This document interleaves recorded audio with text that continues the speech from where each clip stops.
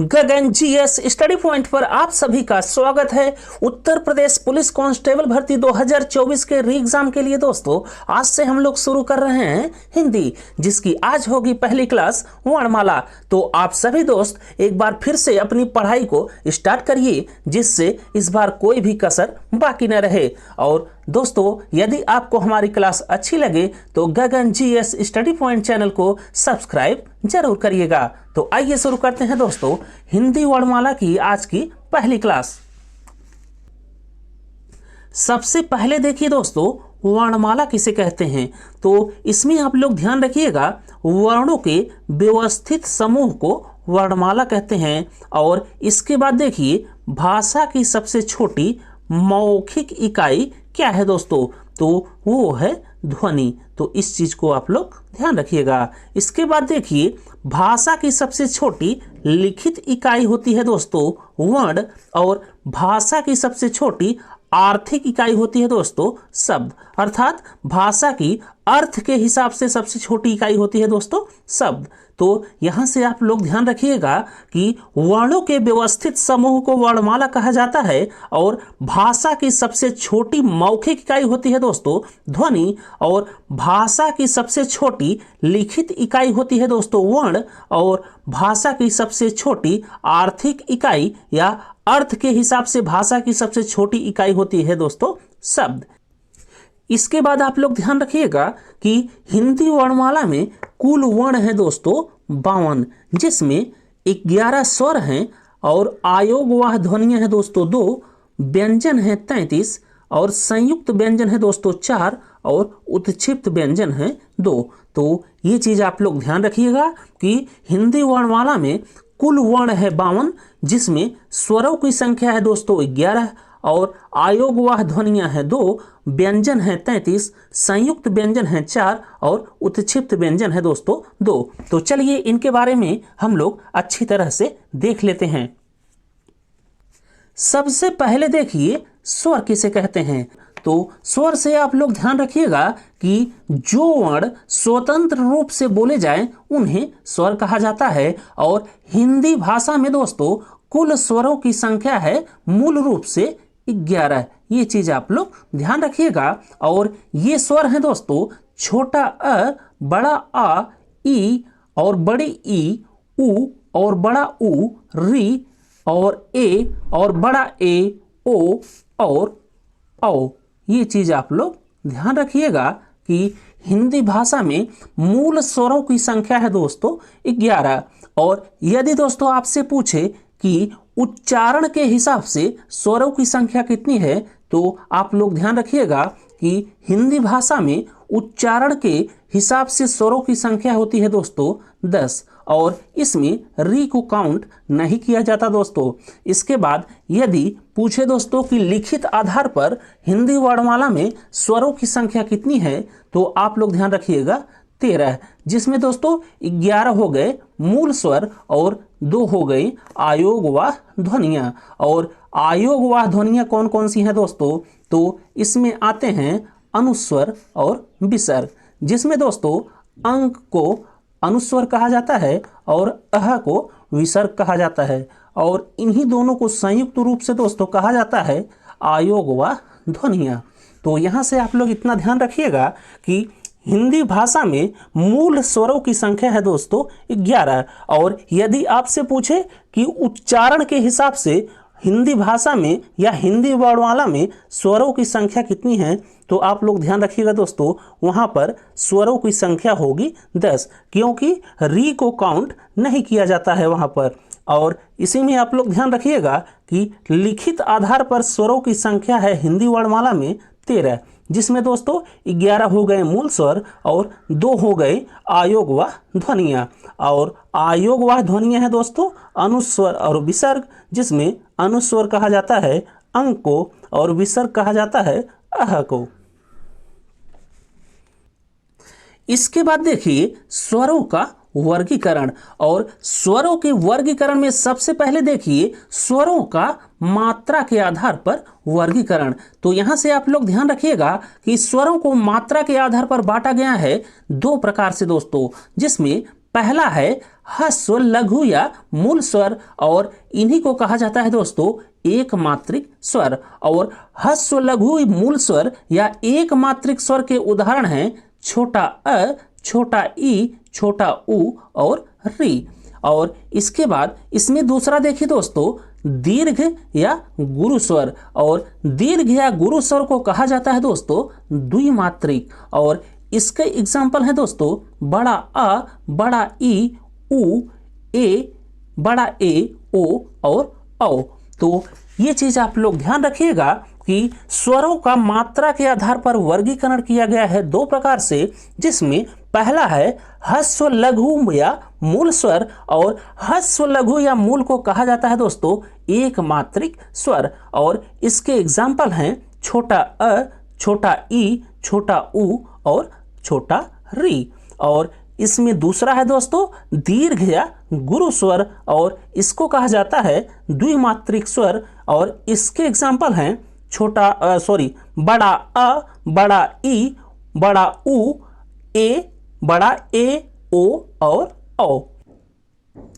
इसके बाद देखिए दोस्तों जाति के आधार पर स्वरों का वर्गीकरण, और यहां से आप लोग ध्यान रखिएगा कि जाति के आधार पर स्वरों को दो भागों में बांटा गया है, जिसमें पहला है मूल स्वर या इसी को कहा जाता है दीर्घ स्वर, या इसी को कहा जाता है दोस्तों सजाती स्वर, और इनकी कुल संख्या होती है दोस्तों 3, जो कि हैं बड़ा आ, बड़ी ई और बड़ा उ।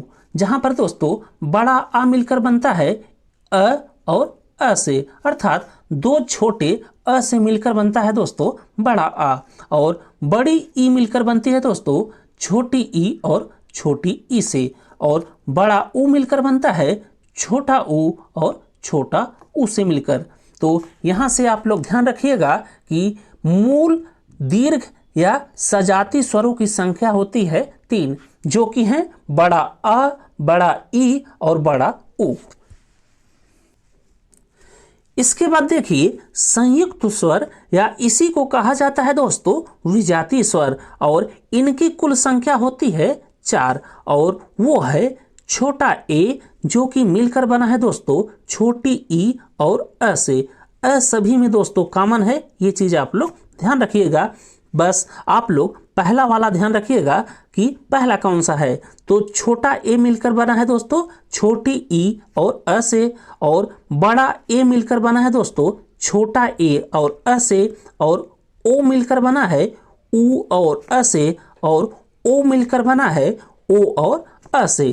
तो आप लोग यहाँ से संयुक्त या विजातीय स्वर के उदाहरण जो हैं उन्हें ध्यान रखिएगा, और वो हैं छोटा ए, बड़ा ए, ओ और औ। इसके बाद देखिए जीभ के आधार पर स्वरों का वर्गीकरण, और यहां से आप लोग ध्यान रखिएगा कि जीभ के आधार पर स्वरों का वर्गीकरण किया गया है 3 प्रकार से, जिसमें पहला है अग्र स्वर, अर्थात जिन स्वरों के उच्चारण में दोस्तों अग्र जिह्वा का इस्तेमाल होता है, जैसे कि देखिए छोटा ई, बड़ा ई और ए हो गया, बड़ा ए हो गया, री हो गया। इनका उच्चारण जब दोस्तों आप लोग करेंगे तो इनके जो उच्चारण का मुख्य स्थान होगा वो अग्र जिह्वा होगा।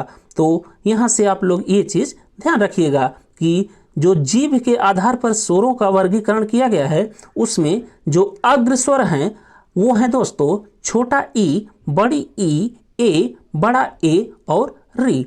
इसके बाद अगला देखिए मध्य या उदासीन स्वर, और इसका एग्जाम्पल है दोस्तों छोटा अ। इसके बाद देखिए दोस्तों पश्च स्वर, और पश्च स्वरों के उच्चारण में दोस्तों जीभ के पिछले भाग का इस्तेमाल होता है, और इसके एग्जाम्पल हैं आ, उ, बड़ा उ, ओ और औ।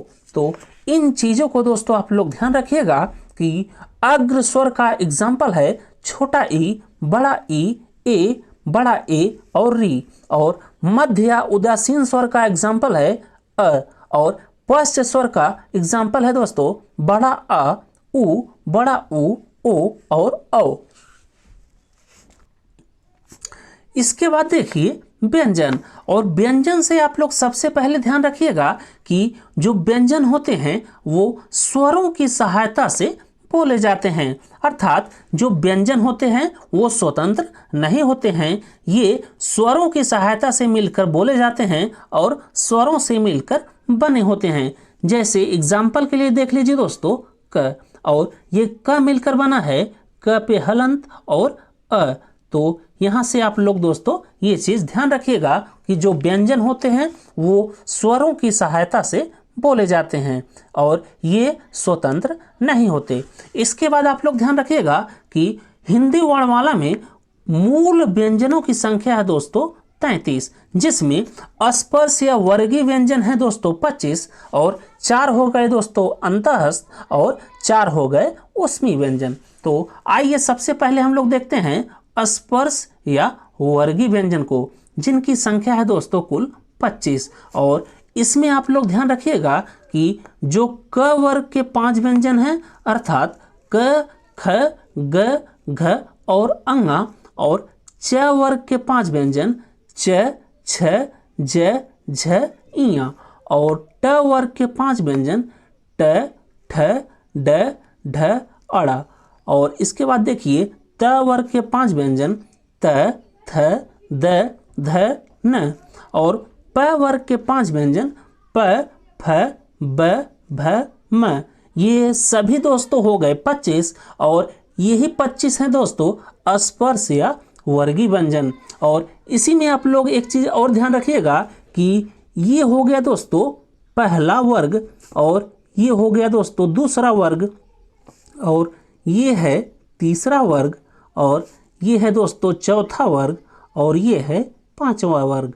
इन सभी पांचों वर्गों को दोस्तों आप लोग ध्यान रखिएगा कि किस वर्ग में कौन सा व्यंजन आता है।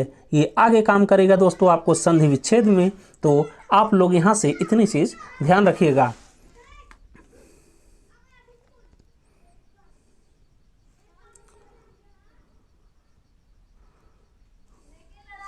इसके बाद देखिए दोस्तों अंतःस्थ व्यंजन, और अंतःस्थ व्यंजन से आप लोग ध्यान रखिएगा कि हिंदी वर्णमाला में अंतःस्थ व्यंजनों की संख्या है दोस्तों 4 और ये है य, र, ल और व। इसके बाद देखिए ऊष्म व्यंजन, और हिंदी वर्णमाला में दोस्तों ऊष्म व्यंजन की संख्या है 4 और ये है छोटा स, बड़ा स, मूर्धन्य स और ह। तो स और ह, जो तीनों स हैं दोस्तों और ह, ये सभी हैं ऊष्म व्यंजन के उदाहरण। ये चीज आप लोग ध्यान रखिएगा, ये बहुत इंपॉर्टेंट है दोस्तों। ऊष्म व्यंजन सबसे ज्यादा बार पूछा है एग्जाम में, तो इसे आप लोग अच्छे से ध्यान रखिएगा।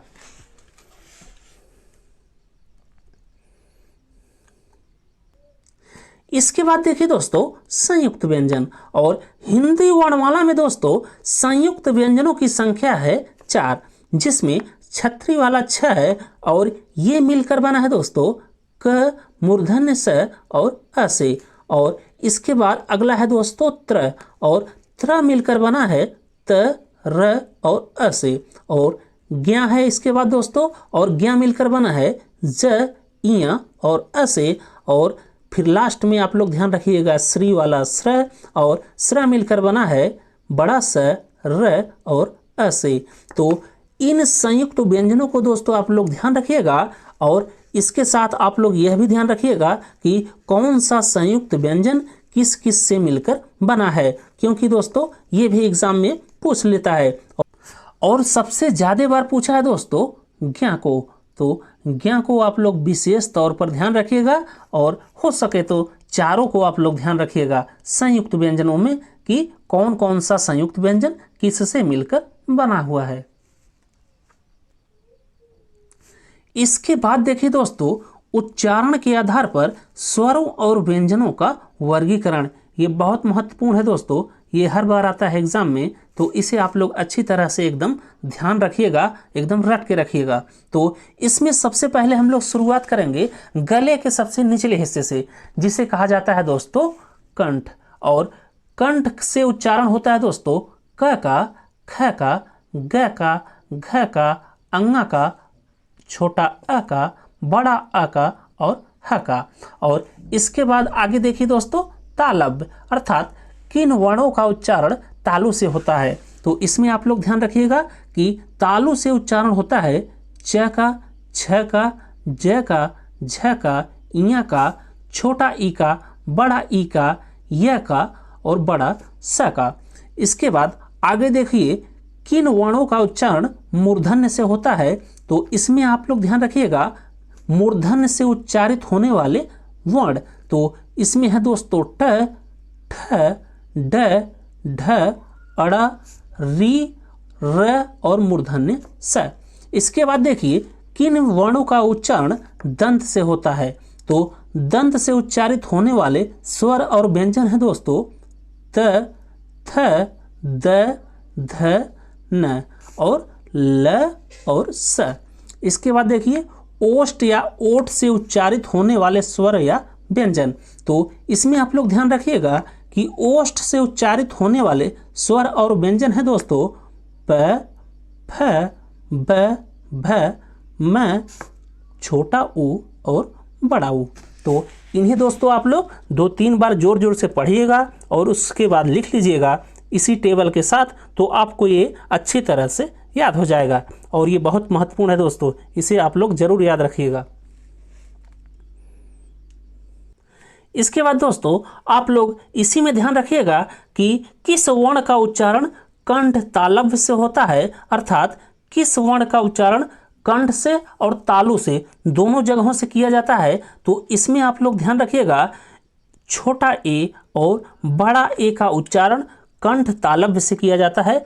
और इसके बाद आप लोग ध्यान रखिएगा कंठोष्ठ, अर्थात किस वर्ण का उच्चारण कंठ और ओठ दोनों जगह से किया जाता है, तो कंठोष्ठ में आते हैं दोस्तों ओ और औ।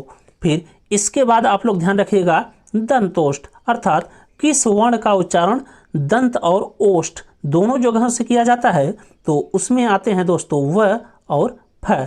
तो कंठ तालव्य में आप लोग ध्यान रखिएगा छोटा ए और बड़ा ए, कंठोष्ठ में आप लोग ध्यान रखिएगा ओ और औ, और दंतोष्ठ में आप लोग ध्यान रखिएगा व और फ।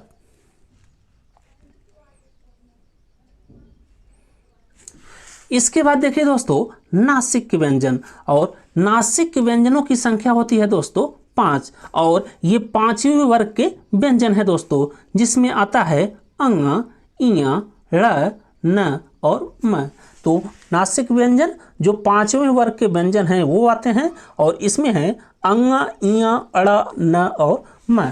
और इसके बाद आप लोग ध्यान रखिएगा प्रकंपित या लुंठित व्यंजन, और प्रकंपित या लुंठित व्यंजन है दोस्तों र, और पार्श्विक व्यंजन है दोस्तों ल। और यहीं से आप लोग ध्यान रखिएगा कि पुलुप्त स्वर कहा जाता है दोस्तों ओम को। इसके बाद देखिए दोस्तों आप लोग अल्प प्राण और महाप्राण। तो अल्प प्राण में आते हैं दोस्तों पहले, तीसरे, 5वें वर्ग के व्यंजन और अंतः अस्त व्यंजन और सभी स्वर और अनुस्वर, और इन सबको मिलाकर दोस्तों हिंदी वर्णमाला में कुल अल्प प्राणों की संख्या है दोस्तों 31। ये चीज आप लोग ध्यान रखिएगा। और इसके बाद देखिए महाप्राण, तो पहला, तीसरा, 5वां वर्ग हो गया दोस्तों अल्प प्राण में, तो बचा दूसरा और चौथा वर्ग उस्मीय व्यंजन और विसर्ग, और इन सबको मिलाकर दोस्तों हिंदी वर्णमाला में कुल महाप्राण हो गए 15। तो ये चीज आप लोग ध्यान रखिएगा अल्प प्राण और महाप्राण से। इसके बाद लास्ट में आप लोग देख लीजिए दोस्तों अघोष और सघोष को, और अघोष से आप लोग ध्यान रखिएगा कि अघोष में आते हैं पहले और दूसरे वर्ग के व्यंजन और बड़ा स, मूर्धन्य स और छोटा स। इस प्रकार दोस्तों हिंदी वर्णमाला में कुल अघोष वर्ण है दोस्तों 13। ये चीज आप लोग ध्यान रखिएगा। और इसके बाद देखिए सघोष, और सघोष में आते हैं दोस्तों तीसरा, चौथा और 5वां वर्ग के व्यंजन और ह, य, र, ल और व, और दोस्तों सभी स्वर और अनुस्वर और विसर्ग। इस प्रकार से हिंदी वर्णमाला में कुल सघोष वर्णों की संख्या है दोस्तों 33। तो इतना चीज दोस्तों आप लोग यहाँ से ध्यान रखिएगा, और इससे बाहर एग्जाम में एक भी क्वेश्चन नहीं जाएगा। इसके बाद दोस्तों कल जो आपकी हिंदी वर्णमाला की क्लास होगी उसमें हम लोग क्वेश्चन करेंगे जो भी यूपीएसआई और उत्तर प्रदेश पुलिस के एग्जाम में वर्णमाला से पूछे गए हैं। तो आज आप लोग इस क्लास को एकदम अच्छी तरह से पढ़ लीजिएगा। तो बस दोस्तों, इस क्लास में इतना ही। अगर आपको हमारा ये वीडियो अच्छा लगा हो तो आप सभी दोस्त गगन जीएस स्टडी पॉइंट चैनल को लाइक कीजिए, शेयर कीजिए, सब्सक्राइब कीजिए। थैंक यू दोस्तों, जय हिंद। मिलते हैं अगली क्लास में।